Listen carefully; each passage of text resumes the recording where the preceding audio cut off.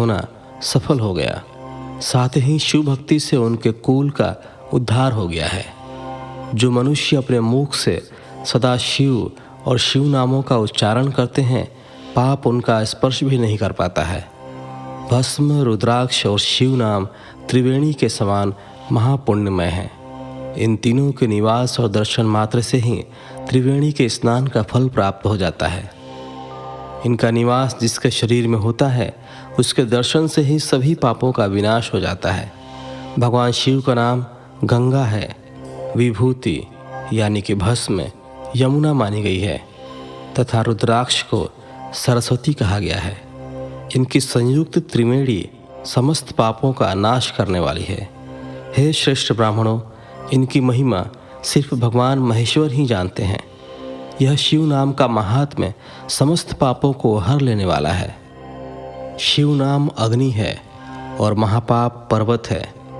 इस अग्नि से पाप रूपी पर्वत जल जाते हैं। शिव नाम को जपने मात्र से ही पाप मूल नष्ट हो जाते हैं। जो मनुष्य इस पृथ्वीलोक में भगवान शिव के जाप में लगा हुआ रहता है, वह विद्वान, पुण्यात्मा और वेदों का ज्ञाता है। उसके द्वारा किए गए धर्म कर्म फल देने वाले हैं। जो भी मनुष्य शिव नाम रूपी नौका पाकर भवसागर को तर जाते हैं, उनके भव रूपी पाप निसंदेह ही नष्ट हो जाते हैं। जो पाप रूपी दावानल से पीड़ित हैं, उन्हें शिव नाम रूपी अमृत का पान करना चाहिए।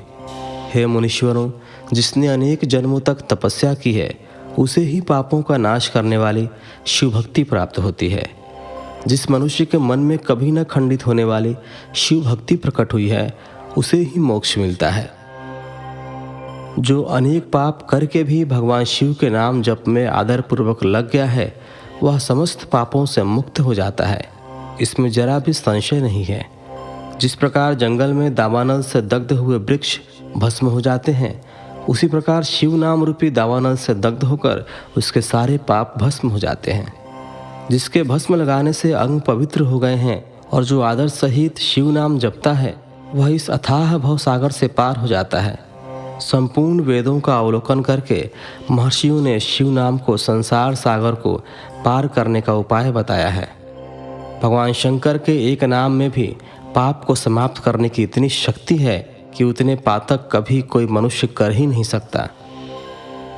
पूर्व काल में इंद्रद्युम्न नाम का एक महापापी राजा हुआ था और एक ब्राह्मण युवती जो बहुत पाप कर चुकी थी, शिव नाम